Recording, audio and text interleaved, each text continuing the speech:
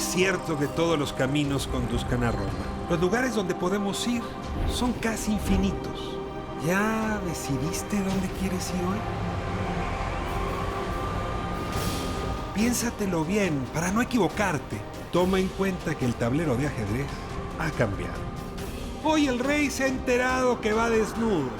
Y cuando el poderoso lo olvida, la verdad se encarga de desnudarlo. Hay que tener talento para pensar fuera de la caja, para combatir los prejuicios, los ajenos, pero sobre todo los propios. Cada quien posee una pieza única del rompecabezas. Por eso intentamos dialogar, para armarlo juntos. La palabra nos libera y la conversación nos empareja. Aquí no hay lugar común.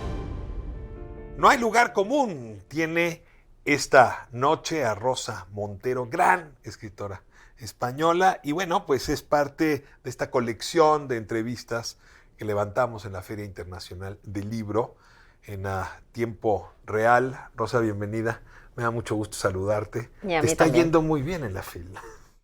Sí, pero es que la FIL es que es maravillosa, es eléctrica, está llena de vida, está llena de amor, de buenas vibraciones y es un gusto, me encanta. Cada vez que vengo a la FIL, he venido como 15 veces, o sea que ya soy como una mampara de la FIL. Eres un ritual de este lugar. Sí, soy un pedacito de la FIL, soy un pedacito. ¿Qué te dicen las y los jóvenes de estos encuentros? Pues es muy emocionante porque es que además dicen cosas muy sensatas, de repente comentarios, preguntas, te suelen preguntar cosas, pues por ejemplo, gente que quiere escribir, ¿no? ¿Qué consejos das a alguien que quiere empezar a escribir? O te preguntan sobre libros concretos que han leído y que te lleva, o cómo encontraste, en qué momento, es muy curioso, ¿no? ¿En qué momento supiste que tenías que hacer esto, ¿no? Eso ¿en qué momento sabes algo? Es una inquietud muy lógica para la gente joven, porque hay una etapa, ¿verdad?, de la vida en donde uno se siente muy perdido, digamos, entre a lo mejor los 15 y los 20 a lo mejor. No tienes idea quién eres, estás buscándote. Y hay una presión enorme para ser algo. Tu libro puede ser, el último, un mensaje muy útil para muchos jóvenes. Déjame ahora dedicarle un momento de la entrevista a El peligro de estar cuerda, que es un muy lindo título, pero no estoy seguro que el título hable del conjunto, porque en realidad es el peligro de perder la cordura. No, yo creo que es el peligro de estar cuerda, que viene de un verso de Emily Dickinson, ¿no? Emily Dickinson, la pobre, pues terminó su vida, estaba mal, tenía un trastorno mental importante y terminó 20 años finales de su vida sin salir de su habitación, pero luego ahora sabemos que había sido violada por su padre, probablemente por su hermano, que eran grandes patriarcas de estos del 900, ¿no? 1900, y esa era la cordura que era para él, esa era la ley, esa era la normalidad, la de esos patriarcas, esa normalidad, claro. De esa normalidad, ¿no? Entonces viene El peligro de estar cuerda, es de un verso de ella y de un poema precioso que dice eso: cuando niña, en la niñez oscura, de repente descubrí los poemas de una escritora, Browning, una escritora victoriana, y con esos poemas encontró su lugar de resistencia, es decir, la belleza frente al horror que era la supuesta cordura, la supuesta normalidad. Este es un libro que dice que la normalidad no existe, que la normalidad es una imposición, y no lo digo yo sola, no lo dice un estudio que hicieron en la Universidad de Yale en 2018, la normalidad no existe, dijeron, ¿no? Y dicho, digamos, desde el siglo XXI, en efecto, esa era victoriana, sí, da la impresión de ser una normalidad aplastante, pero tenemos nuestras reinas victorias, tenemos nuestras normas. Y sí. tú mencionas casi al arranque que pronto te diste cuenta que algo faltaba en tu cabeza justamente para adaptarte a esa normalidad. Exacto, sí. Cuéntale al auditorio un poco cómo te cayó ese 20. La primera frase del libro es: siempre he sabido que había algo que no funcionaba bien dentro de mi cabeza, ¿no? Bueno, entonces ha estado retumbando esa sensación en mí, y luego cuando con 16 años tuve mi primera crisis de pánico, pues todavía más, porque pensé que estaba loca y tal. Pero ya no solo es un caso de que tengas un trastorno mental, como puede ser una crisis de pánico, que es un trastorno mental leve, ligero, pero puede ser inhabilitante y tal.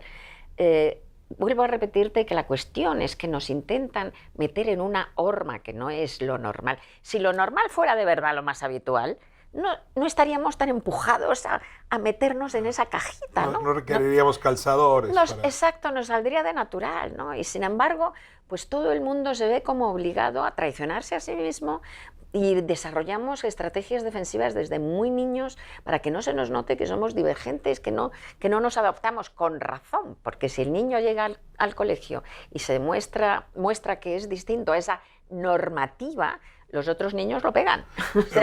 Hay ahí una frontera que me gustaría que nos pusieras una lupa sobre ella. Sí. La mirada del otro siempre nos va a hacer sentir que algo nos falta o algo nos sobra, desde kilos, pelo en mi caso, razones, ¿no? Intereses, en fin.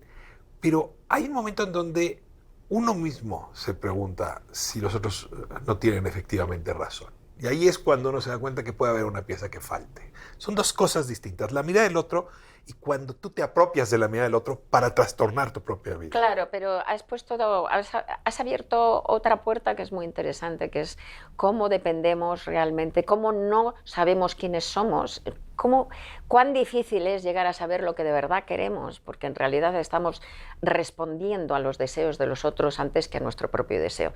Llegar a conocer los propios deseos es complicadísimo.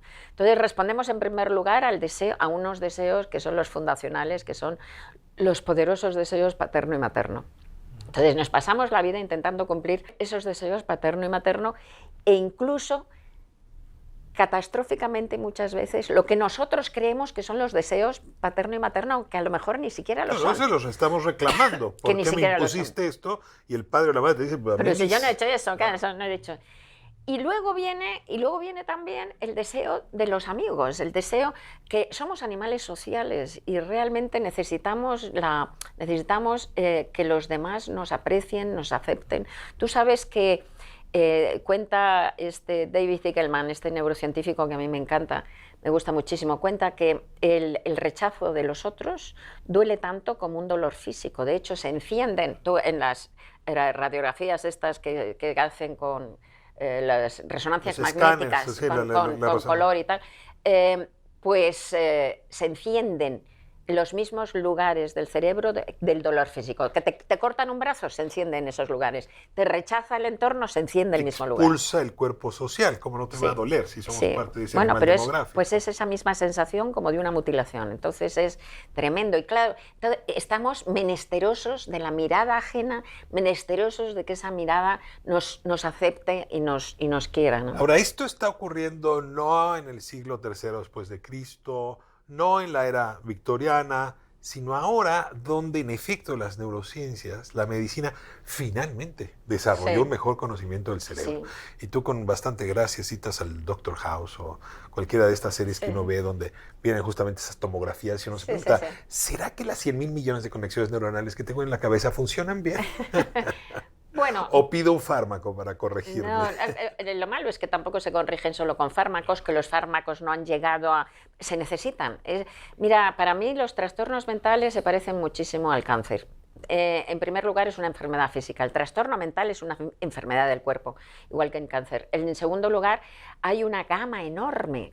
Bajo el paraguas de cáncer hay una gama enorme de enfermedades muy distintas. El arco es grandísimo. Enormes, desde algunas que no son nada, unas cositas que te salen aquí que no es nada, a otras un tumor que te mata en una semana, ¿no? Y con el trastorno mental lo mismo, hay cosas que son muy leves y cosas que son muy graves. Se usa mucho el término espectro. Claro, efectivamente, como por ejemplo psicosis muy graves, muy inhabilitantes y tal. ¿Tú reconoces que tienes déficit de atención? Yo recuerdo... Sí. Pero vamos, no pasa nada. Es que eso es una manera, es una construcción. ¿Qué? Sí, te iba a decir, a ver, uno puede vivir con déficit de atención y la verdad es irrelevante hasta que te trastorna la vida, hasta que te da angustia, hasta que te preocupa. O sea, el trastorno es realmente la lesión. Y en ese sentido, ¿cómo lidiar con la lesión? Es quitar lo que te trastorna para reconocer. Bueno, es que depende. Lo primero, tampoco hay de un solo tipo de déficit, ni un solo... Nada es que nos intentan meter, como digo, en cajitas, ¿no? Y luego que, por otro lado, los trastornos, lo que llaman... Toda la amplia gama de trastornos mentales forman parte esencial de lo que el ser humano es. La OMS decía antes de la pandemia, y yo creo que se quedó muy corta, que un 25% de la población mundial va a tener un trastorno mental antes o después en su vida. Esto quiere decir que todos o vamos a experimentarlo, que yo ya, que he tenido trastornos de pánico desde los 16 a los 30, en algún momento lo vamos a vivir en nuestra carne, o lo vamos a vivir en nuestros padres, en nuestros hermanos, en nuestros amantes, en nuestros amigos más íntimos, en alguien cuando muy dejamos cercano. el país, cuando cambiamos de casa. En montones de cosas, o cuando nos alimentamos mal, o cuando de repente, porque todo es un todo. Se nos va el tiempo, déjame cerrar, tenía algunas otras preguntas, pero el peligro de estar cuerda es un diálogo con todos esos dolores que nos ha provocado distintos trastornos. Y no solo con los dolores, reivindico la diferencia, es decir, la diferencia no es patológica, y reivindico que podamos ser diferentes. Desde que he sacado el libro, no te puedes imaginar, estoy teniendo una relación con los lectores como con ningún libro mío. Todo el mundo te dice, me pasó algo parecido, sí, me identifico, me están diciendo, tu libro me abraza, ya no me siento sola, o no me siento tan solo, o ya no me siento ridícula, o yo ahora comprendo que realmente una parte que ocultaba de mí no tengo por qué ocultarla. Es como, tengo la sensación de que le he quitado un tapón a una botella de espumante y ha hecho ¡ah! Y ha salido volando. Y ¿Te lo imaginaste? Sí, no, ni idea, porque tú no escribes para enseñar nada, escribes para aprender. Pero le pegaste un tema que en efecto... Pero no lo imaginaste. Era indispensable Pero conversar. tú escribes para intentar entender cosas, para intentar responderte preguntas, ¿no? Y ahora que sabes que es tan general, esta sensación... ¿Con qué sensación te quedas? ¿Dónde concluyes? Estoy emocionadísima de lo que está pasando porque tengo la sensación de hermandad con muchísima gente y también una sensación de un logro emocional e intelectual al haber podido responderme a preguntas que han estado retumbando en mi cabeza y que me han estado atormentando de alguna manera y las he contestado. Y compartirlas con el cuerpo social al que perteneces. Sí. Y esa sensación que decíamos antes, que somos animales sociales y que lo que más necesitamos es la mirada y la aceptación del otro. Y yo me estoy sintiendo, vamos, tan agradecida a la gente que llega y me dice eso, oye, tu libro me abraza. Yo me siento abrazada por ellos. Yo hablar con la producción para que me diera una hora más de conversación contigo es siempre un privilegio. Nada, es un Cada gusto. libro es un desafío, te agradezco muchísimo. Es un gusto, cariño, Ricardo. Y contigo, afortunadamente, no hay lugar común. Bueno, hay que intentarlo. Hay que intentarlo. Nos vemos próximo sábado, 11 de la noche, aquí en ADN 40. No hay lugar común.